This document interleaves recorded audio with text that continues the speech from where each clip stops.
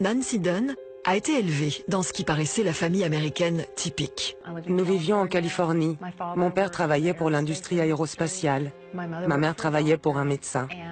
Vu de l'extérieur, tout paraissait normal, mais personne ne savait ce qui se passait une fois les portes closes. Mon père était un grand prêtre sataniste et il faisait toutes sortes de mauvaises choses. Il abusait de moi, sexuellement. Il me faisait participer à des rituels sataniques. Mon père m'utilisait comme mère porteuse, c'est-à-dire que j'étais inséminée pour pouvoir donner naissance à un enfant que les satanistes pourraient sacrifier à Satan lors de leurs rituels. Dès que j'ai été en mesure d'avoir des enfants, on m'a mise enceinte.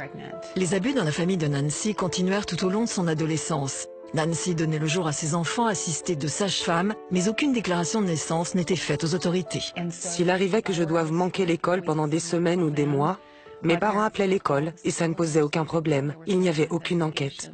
Cependant, quand elle n'avait encore que 8 ans, une voisine âgée s'était prise d'amitié pour Nancy et l'avait invitée à l'église. Mes parents m'avaient laissé partir parce qu'ils organisaient comme des mini-jeux olympiques, une sorte de compétition avec des jeux. Cette dame m'a emmenée à ces rencontres et ça a été merveilleux pour moi, parce qu'à l'âge de 8 ans, une des dames présentes me parla de l'Évangile. Elle m'expliqua qui était Jésus. J'ai tout de suite compris ce jour-là que c'était la vérité. Et j'ai accepté Jésus dans ma vie. À 18 ans, elle se maria au premier homme qu'elle rencontra pour échapper aux abus chez ses parents. Lorsqu'un an plus tard, son mariage se brisa, elle se mit à vivre dans la promiscuité. Je suis tombée enceinte à 21 ans, mais j'étais seule. Une amie me proposa une solution et je me suis faite avorter. Après l'avortement, la culpabilité et la honte, mais aussi un flot de souvenirs d'enfance poussèrent Nancy à retourner à l'église. J'aimais vraiment Dieu profondément, mais je ne savais pas comment marcher avec lui. J'ai commencé à aller à l'église, à lire la Bible et à poursuivre sérieusement une relation avec mon Père céleste. Et comme j'essayais de suivre cette voie, il y avait toujours des blocages qui intervenaient, comme s'il y avait un mur, un plafond entre Dieu et moi. Ma vie était marquée par beaucoup de peur, d'anxiété. Je n'avais aucune estime pour moi. J'avais toujours l'impression d'avoir moins de valeur que la boue. Et je ne parvenais pas à comprendre pourquoi Dieu pouvait m'aimer, ni ce que son amour pouvait faire pour moi. Nancy consulta un conseiller chrétien qui découvrit qu'elle souffrait de troubles dissociatifs de l'identité. C'est-à-dire qu'elle avait des flashbacks si importants qu'elle s'était composé plusieurs personnalités afin de pouvoir faire face au traumatisme. Mes souvenirs étaient compartimentés. Le Seigneur a commencé à me les faire connaître un à la fois, parce que le Saint-Esprit ne nous donnera jamais plus que ce qu'on peut supporter. Dieu a dirigé ce processus et m'a aidé à décanter chaque souvenir.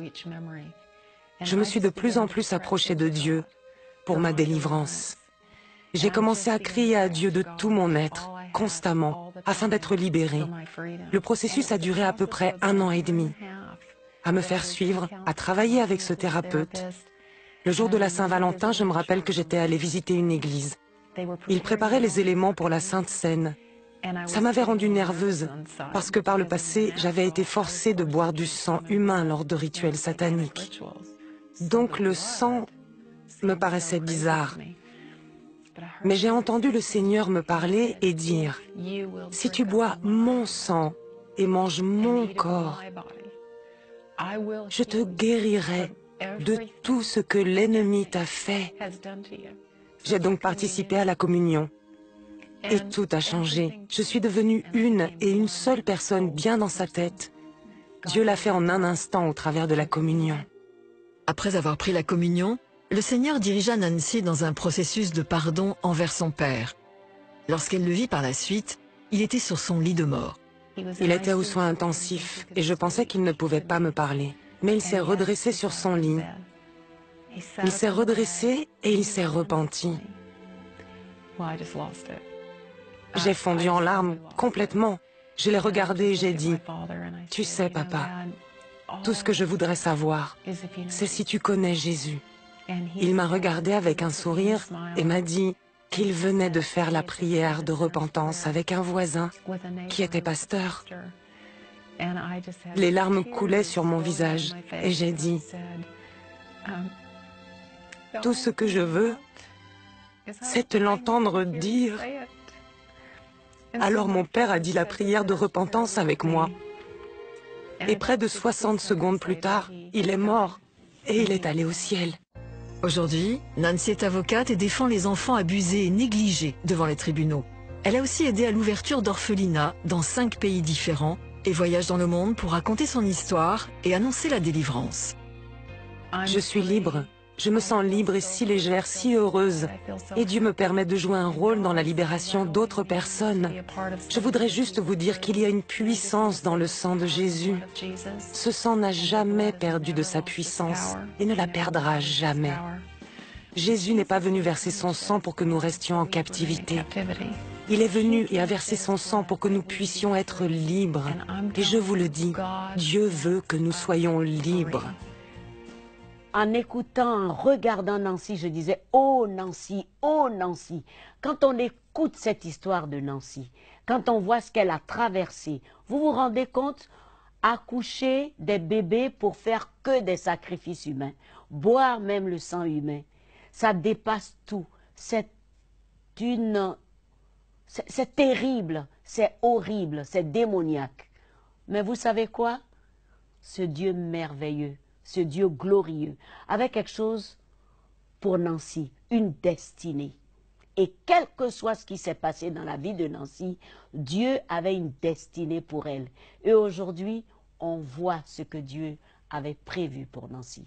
Je ne sais pas par quoi vous êtes passé. Je ne sais pas où vous êtes allé, quel vaudou, quel fétiche, quel marabout. Mais ce qui est sûr, le jour où vous décidez de connaître celui qui vous a créé, vous verrez la différence tout de suite. Et cette destinée, rien ni personne ne peut l'arrêter. Et rien ni personne ne peut vous ravir de la main de Dieu. Nancy sert Dieu aujourd'hui. Elle a été délivrée. Elle a été restaurée. Et aujourd'hui, elle est une bénédiction pour plusieurs à travers le monde. Ne dites jamais ce que j'ai traversé est trop. Ce que j'ai traversé ne pourra jamais s'arrêter. Dieu est le Dieu de la seconde chance. Il peut tout et il veut tout pour vous. Vous pouvez recommencer à nouveau. Vous pouvez avoir la vraie vie, la vie de Dieu en vous et vivre cette vie pleinement. Dieu, il n'a pas changé. Ce qu'il a fait pour Nancy, il peut le faire pour toi-même aujourd'hui. Dis tout simplement, Jésus, je viens à toi. Prends-moi comme je suis. Je veux te connaître. Je veux t'adorer. Je veux t'appartenir. À partir d'aujourd'hui, je te donne toute ma vie. Sois le maître de ma vie. Si tu as fait cette prière, prends la parole de Dieu, la Bible. Apprends à connaître ce Seigneur qui t'a sauvé. Et sois béni. Et vis la vie de Dieu désormais. Que Dieu te bénisse et à très bientôt.